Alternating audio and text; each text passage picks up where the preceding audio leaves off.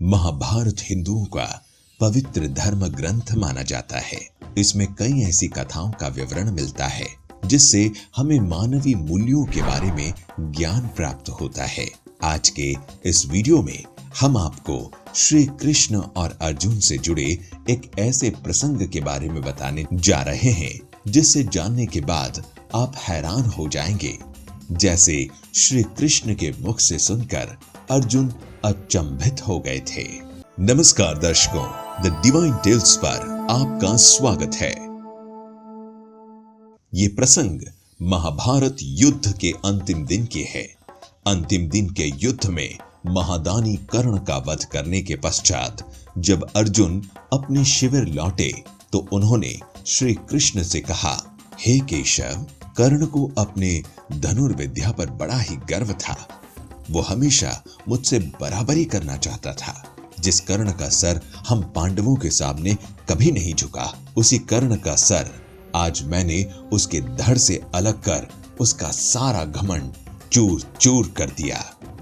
देखा केशव, तुम व्यर्थ में ही कर्ण की वीरता की प्रशंसा किया करते थे, जबकि उसे मैंने बार बार पराजित किया था। अर्जुन की इन अहंकारी बातों को सुनकर पहले तो श्री कृष्ण मुस्कुराए, फिर बोले, हाँ, ये सच है कि तुमने कर्ण को कई बार पराजित किया, लेकिन इसका ये अर्थ नहीं कि कर्ण एक श्रेष्ठ योद्धा नहीं था। भगवान श्री कृष्ण की ये बातें सुनकर अर्जुन को क्रोध आ गया।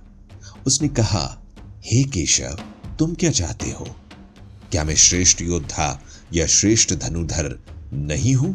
श्री कृष्ण फिर मुस्कुराए और बोले, पितामह भीष्म, तुम्हारे बाणों के कारण ही तो सरशैया पर पड़े थे पार्थ। तो क्या तुम पितामह से श्रेष्ठ धनुर्धर हो गए? जिसके जवाब में अर्जुन ने कहा, राघव, पितामह से मैं कभी श्रेष्ठ नहीं था, परंतु कर्ण से मैं अवश्य श्रेष्ठ हूं। पर पता नहीं तुम हर वक्त कर्ण का ही पक्ष क्यों लेते रहते हो? केशव, तुम्हें याद है ना, जब भी मैंने कुरुक्षेत्र में कर्ण के रथ पर बाण चलाया, उसका रथ मेरे बाणों के प्रहार से 10 कदम पीछे चला जाता था, जबकि उसके बाणों के प्रहार से मेरा रथ केवल 2 कदम ही पीछे हटता था।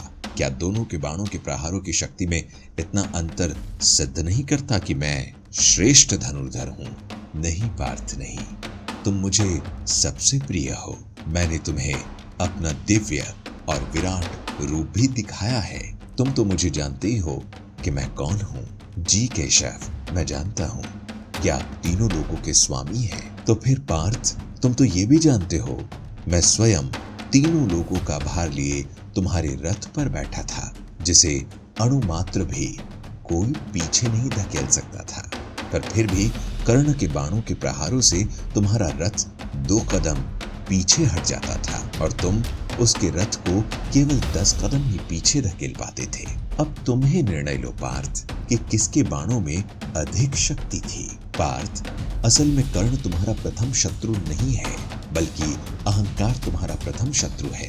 इसीलिए तुम अपने शत्रु के अधीन होकर समझ रहे हो कि कर्ण का वध तुमने किया है। इस बार बातें सुनकर अर्जुन और क्रोधित हो उठे और बोले, केशव, रथ को पीछे धकेलने की बात तो ठीक है, लेकिन कर्ण का वध मैंने नहीं किया, ये कैसा संदेह है? नहीं अर्जुन, तुमने कर्ण का वध नहीं किया। तुम तो उसके वध के लिए मात्र एक माध्यम बने थे। वास्तव में कर्ण का वध जमदग्नि पुत्र परशुराम के श्राप के कारण हुआ। श्री कृष्ण के मुख से ऐसी बातें सुनकर अर्जुन अचंभित रह गए और कृष्ण से पूछे, कैसा श्राप? मुझे विस्तार से बताइए केशव। उसके बाद श्री कृष्ण ने अर्जुन को बताया, जब तुम्हारे गुरु द्रोणाचार्य ने कर्ण को विद्या देने से मना कर दिया, उसके बाद कर्ण ब्राह्मण का वेश बनाकर परशुराम जी से अस्त्र विद्या प्राप्त करने महेंद्र पर्वत चले गए। ऐसा उन्हें इसलिए करना पड़ा क्योंकि भार्गव परशुराम केवल ब्राह्मण कुमारों को ही शिक्षा देते थे।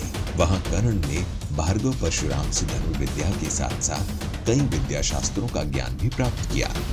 एक दिन कर्ण की गोद में सर रखकर गुरु परशुराम सो रहे थे।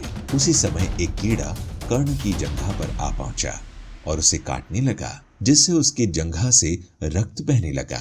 लेकिन गुरु के नींद में होने के कारण वो पीड़ा सहता रहा। थोड़ी देर बाद गुरु परशुराम की नींद खुल गई और उनकी नजर कर्ण के जंघा पर पड़ी, जिसे देख वो क्रोधित हो उठे और बोले, कर्ण, तुमने मेरे साथ छल किया है। तुमने मुझसे छल से विद्या ग्रहण की है।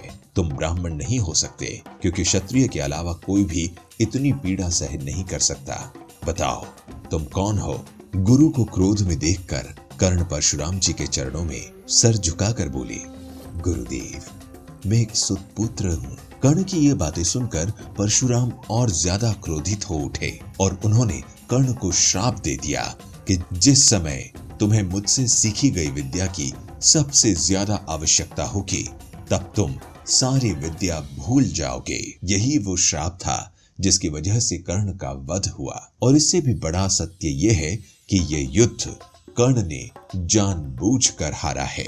यह सुनकर अर्जुन बोला, ये क्या कह रहे हैं केशव?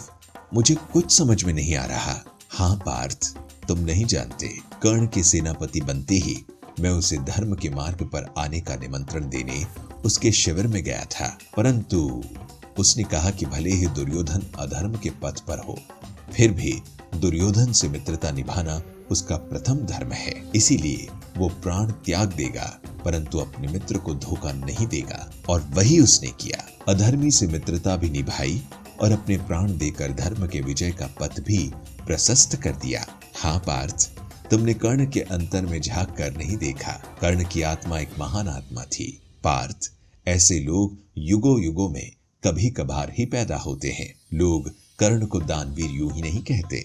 जाते जाते भी उसने अपना दान धर्म निभाया। पांडवों अर्थात धर्म के हित में उसने अपने प्राण दान कर दिए। पार्थ, यदि कभी तुम्हें कर्ण के जीवन का पूर्ण सत्य का पता चलेगा तो तुम स्वयं धरती पर सर रखकर उसे प्रणाम करोगे। तो दर्शकों, उम्मीद करते हैं कि आपको हमारी ये वीडियो पसंद आई होगी। अगर पसंद आई तो अधिक से अधिक लाइक और शेयर करें और ऐसे और आध्यात्मिक वीडियोस के लिए हमारा चैनल द डिवाइन टेल्स अभी सब्सक्राइब करें। आज के लिए बस इतना ही। आपका बहुत बहुत धन्यवाद।